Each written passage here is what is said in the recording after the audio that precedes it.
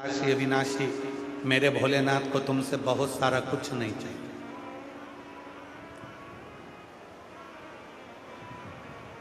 मेरे भोले बाबा को तो केवल तुम्हारा एक लोटा जल मिल गया, बेलपत्र मिल गई, दुर्वा मिल गई, चावल का एक दाना मिल गया, वो भी नहीं मिला तो 3 बार ताली मिल गई, वो भी नहीं मिला तो हर हर महादेव मिल गया, वो भी नहीं मिला तो बोल बम का नारा है और बाबा एक सहारा है, वो मिल गया।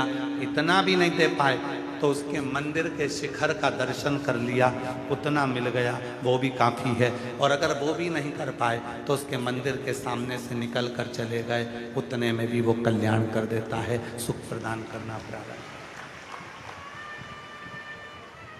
वो कृपा करना प्रारंभ कर देता, वो दया करना प्रारंभ कर देता, वो करुणा करना प्रारंभ कर देता।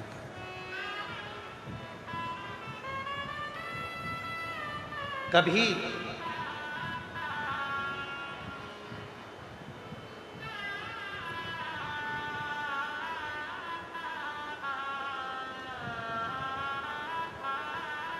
महीने में 2 प्रदोष आती है।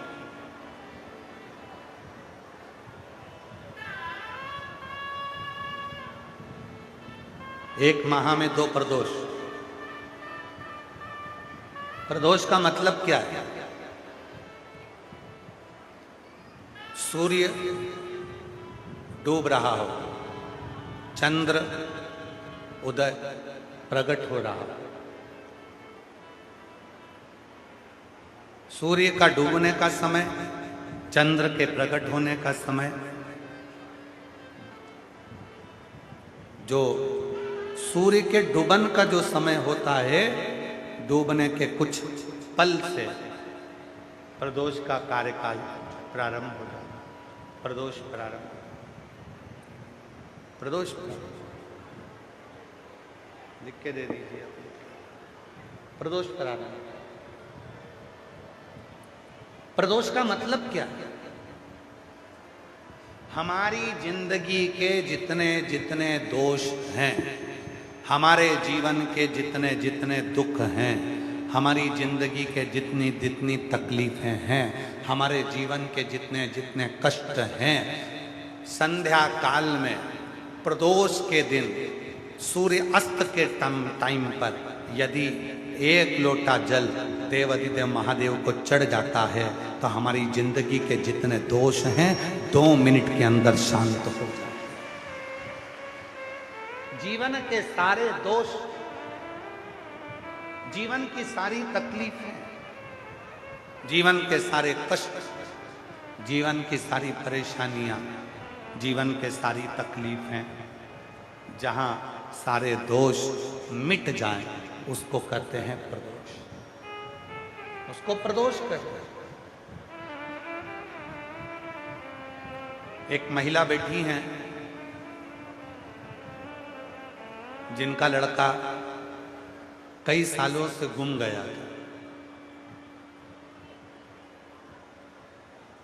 कई वर्ष से उनका लड़का नहीं मिला। ढूंढते ढूंढते पुलिस भी थक गई, ढूंढते ढूंढते जगह जगह की जहाँ जहाँ थाने में सूचना करी, वहाँ पर भी वो नहीं मिल पाया। पूरे जगह जगह जाकर ढूंढ ली, हर जगह जाकर प्रणाम कर लिया, पर उसका लड़का नहीं। एक पत्र,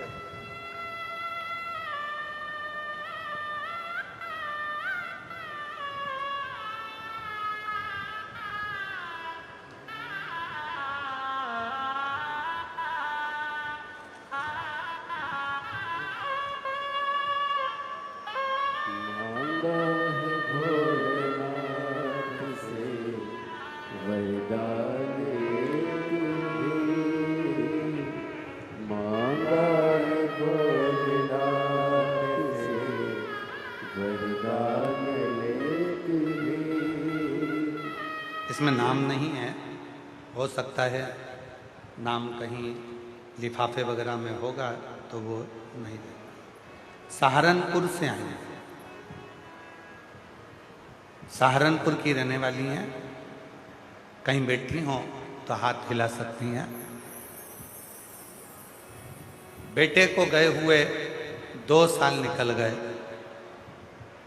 ढूंढते ढूंढते प्रशासन में अभी रिपोर्ट करी, नहीं मिला। कहीं बैठी हो तो हाथ हिला सकते। हम सहारनपुर के रहने वाले। मेरा बेटा चला गया था, दिखा नहीं, ढूंढ ढूंढ के थक गए। कहीं बैठी हैं? अच्छा आप ही हैं, आ जाओ, आ जाइए, एक बेलपत्र ले जाना, आ जाओ, आ जाओ माँ, आ जाओ। सहारनपुर के रहने वाले हैं। बेटा नहीं मिला, हिम्मत हार गए। जिसके यहाँ जाते थे पूछते थे तो कोई कहता था कि वो है ही नहीं, कोई कहता था कि वो चले गया, कोई कहता था कि वो मिलेगा ही नहीं। गुरुजी दिन रात रोती थी। फिर मैंने आपकी कथा सुनी। मैं सबसे पहले मेरठ कथा में गई, वहां आपने अपने बेटे का फोटो हाथ में लेकर कथा में बैठ गई, और कथा में पूरी कथा मैंने अपने बेटे को गोदी में फोटो रखकर सुना। रोती रहती। आप कहते हो कि कथा के पंडाल में जो मांगो वो मिलता है। मेरठ की कथा में मैंने अपने बेटे का फोटो लेकर रोते रोते कथा सुनी, और 7 दिन की कथा जब मैंने सुनी, बाबा को केवल एक ही चीज बोलकर आई थी कि तू मेरा बेटा, मुझे वापिस कर। 2 साल में ऐसी कोई जगह नहीं थी जहां मैंने अपने बेटे को नहीं ढूंढा। पशुपतिनाथ का व्रत करना प्रारंभ करा। एक दिन मैं शिव जी के मंदिर में बैठी, महादेव के मंदिर में केवल बैठकर, पशुपतिनाथ व्रत का आखिरी सोमवार था, जिस दिन मैं शंकर जी को 108 चावल के दाने चढ़ा रही थी। पता नहीं, जो मेरा बेटा सालों से गया हुआ था, मेरे बाबा ने उसी मंदिर में चावल चढ़ाते चढ़ाते मेरे बेटे को लाकर मेरे पास में दे दिया।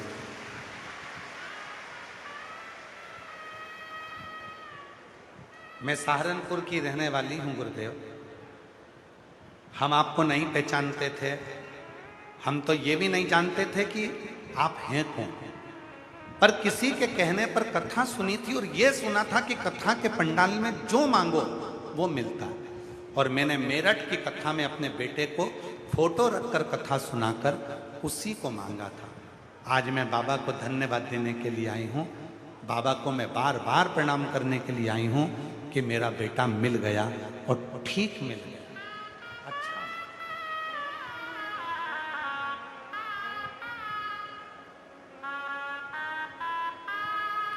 शिव को बहुता में तुमसे कुछ नहीं चाहिए। भगवान शंकर को बहुता में तुमसे कुछ नहीं चाहिए। भगवान शिव को तो केवल तुमसे।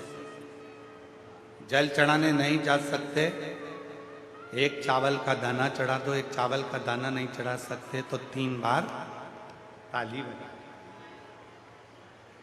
3 बार ताली भी नहीं बजा सकते शिव जी के मंदिर में, तो हर हर महादेव, हर हर महादेव भी नहीं बोल सकते, तो बोल बम का नारा है, बाबा एक सहारा है, इतना कर। ये भी नहीं कर सकते तो शिखर का दर्शन कर। शिखर का दर्शन नहीं कर सकते तो मंदिर के सामने से निकल कर चले जाओ, मुख से एक बार श्री शिवाय नमस्तुभ्यम कहते हुए चले जाओ। मेरा बाबा उसी दिन कृपा करना प्रारंभ कर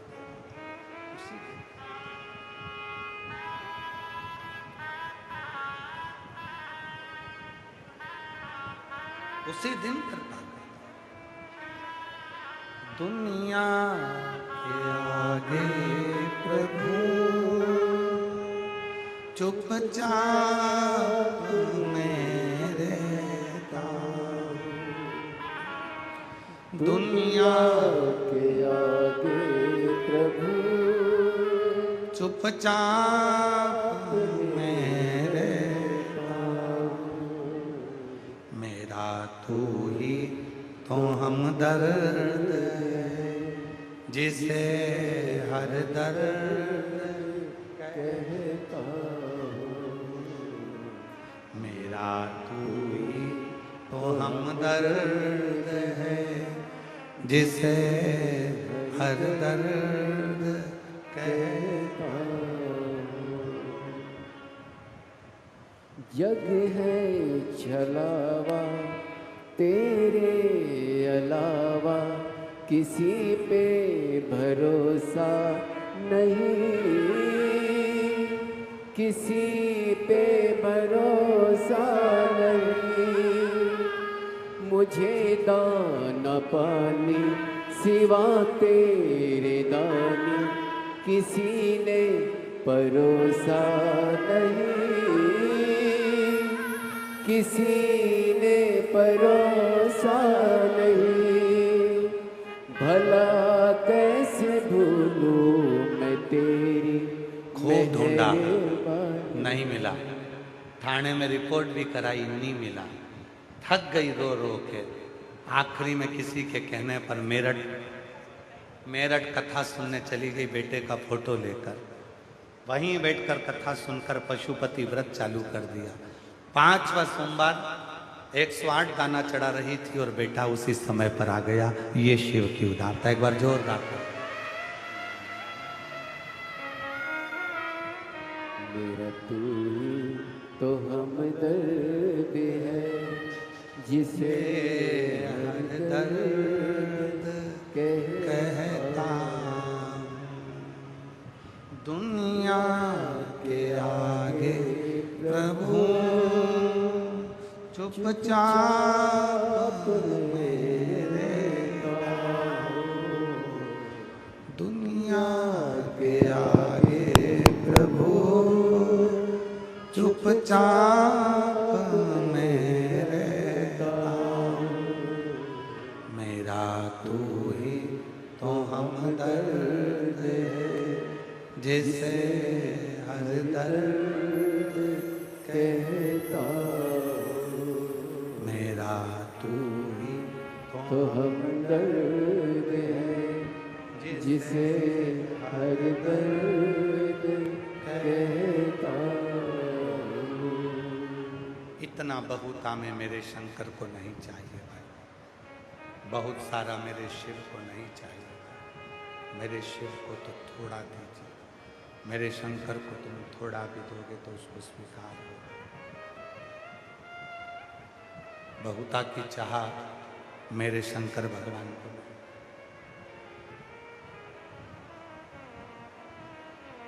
ना वैभव बहुत चाहिए, ना धन बहुत चाहिए, ना दौलत बहुत चाहिए, ना संपदा बहुत चाहिए। भगवान भोलेनाथ शंभु शंभु शंभु।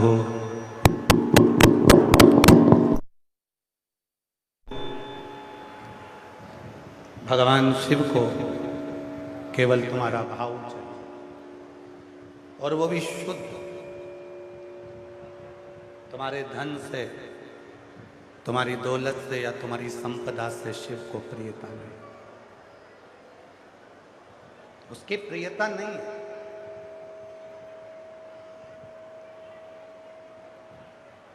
कोई कहे कि बहुत करोड़पति व्यक्ति शंकर जी का अभिषेक कर रहा है तो उस पर शिव की कृपा ज्यादा हो जाएगी।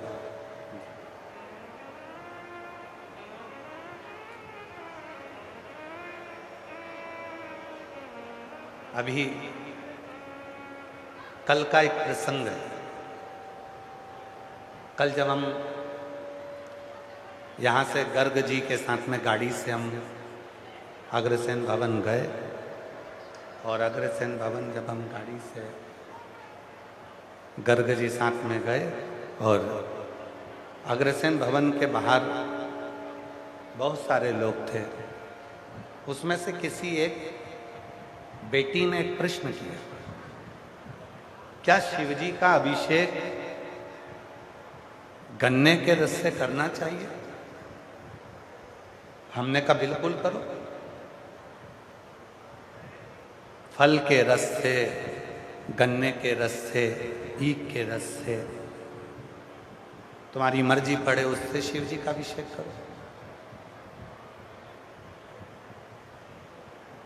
गन्ने के रस से मतलब क्या है? क्या सार तत्व है गन्ने के रस से? गन्ने के रस से सार तत्व यह है, जैसे गन्ना पूरा निचोड़ा जाता है, तब उसका रस शिव जी के पास जाता है। उसी तरह व्यक्ति अपनी जिंदगी में जब पूर्ण तरह से हताश हो जाता है, तब आखिरी में शंकर की शरणागति उसको सुख प्रदान करना प्रारंभ कर देती है। सुख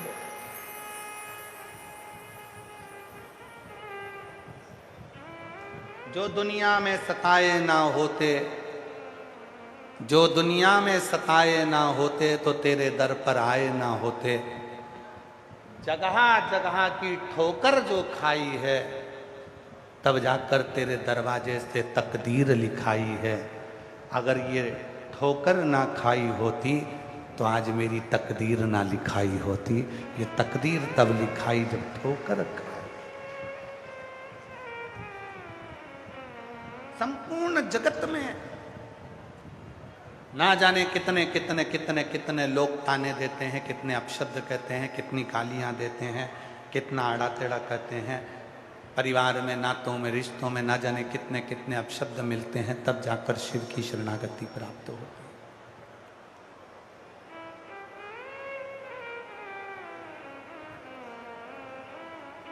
है। ए जीजियों, दुनिया का पहला कोई कथाकार होगा, वो पंडित प्रदीप मिश्रा है, जिसको ऐसा कोई 15 दिन नहीं जाता जिस 15 दिन में उसके ऊपर उंगली नहीं उठाई जाती। कोई इल्ज़ाम लगाएगा 1 करोड़ 21 लाख का, कोई इल्ज़ाम लगाएगा 70 लाख का, कोई लगाएगा 80 लाख का, कोई लगाएगा 2 करोड़ का, कोई कहेगा ऐसा हो गया, कोई कहेगा वैसा हो गया, कोई कहेगा वैसा हो गया। कहने वाले कुछ भी कहते रहे, पर शिव शिव है, वो कहे शिव शिव। उसकी भक्ति भक्ति है। जब तक गन्ने जैसे तुम निचोड़े नहीं जाओगे, तब तक तुम्हारे रस का सुख भी नहीं मिलेगा। जब तक तुम्हें ताने नहीं पड़ेंगे, अपशब्द नहीं पड़ेंगे। मीराबाई को ताने पड़े, जहर का प्याला भेजा गया, शेर के सामने खड़ा कर दिया, नाग का पिटारा भेजा गया। रामकृष्ण परमहंस जी को लोगों ने अपशब्द कहा, संत तुकाराम, नामदेव जी, किसको नहीं। मीराबाई, कर्माबाई, जितने भी थे, राष्ट्र के जितने संत हुए, सभी को ताने दिए गए, सबको अपशब्द कहा गया। पर आखिरी में जब निचोड़ निकला, तब शिव की शरणागति का सुख मिला। कोई तुमसे कहे कि तेरी नौकरी नहीं लग सकती, कोई तुमसे कहे कि तुझे बच्चे नहीं हो सकते, कोई तुमसे कहे कि तेरी बीमारी अच्छी नहीं हो सकती, उस जगह पर तुम चुप होना। उसने तुम पर उंगली नहीं उठाई है, उसने देवाधिदेव महादेव पर उंगली उठाई है। अब तुम उसके आश्रित हो। कोई कहे तू 20 साल तेरी शादी को, अभी परसों 24 साल की माता को 24 साल बाद संतान हुई, पहले दिन पत्र पड़ा था, 25 साल के बाद संतान हुई, कल पत्र पड़ा था 12 साल के बाद, बीच में पत्र पड़ा 18 साल के बाद। कोई तुमसे कहे कि तुझे संतान नहीं हो सकती,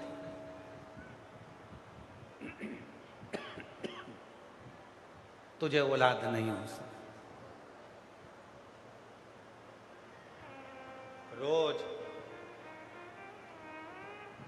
यहां जितने भी बैठे हैं, जब 5 बार श्री शिवाय नमस्तुभ्यम बोला जाता है और उसके बाद में आंख बंद कर कर चुप होते हो, मौन होते हो, आप सब अपने अपने लिए मांगते हो, हम भी मांगते हैं। जब नेत्र बंद कर कर थोड़ी देर बैठते हैं तो अपने बाबा से बस एक ही चीज मांगते हैं, जो भी कथा सुनने आया है इसकी मनोकामना पूरी करना, इसकी कामना।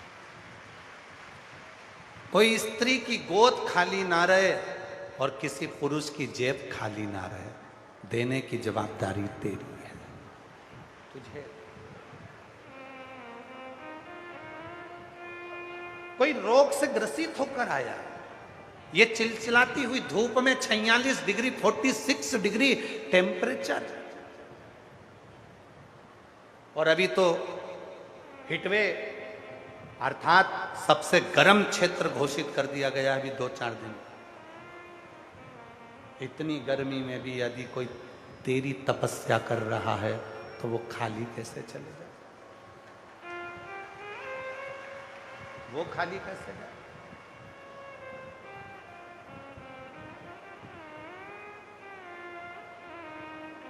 लोग तुम्हें कहें तू मां नहीं बन सकती, तेरे घर में बेटा नहीं होगा, तेरे घर में संतान नहीं होगी, तेरे बच्चा की शादी नहीं हो रही है, तेरी लड़की की शादी नहीं हो रही है, तुझे ये रोग हो गया, तुझे ये बीमारी हो गई, तेरे साथ में तू तो कर्जे में लदालूम हो गई, तेरे पास में पैसा नहीं है, तू ऐसा, तू गरीब, तू वैसा, कुछ मत बोलो। उसने अगर आप 1 लोटा जल चढ़ाते हो तो उसने उंगली आप पर नहीं, आपके बाप पर, देवाधिदेव महादेव पर उठाई है, और जवाब भी वो तुम्हारा बाप ही दे, जवाब भी वो महादेव ही देगा,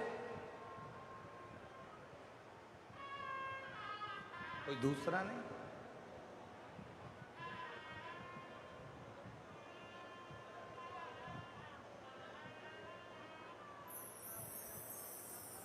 कंद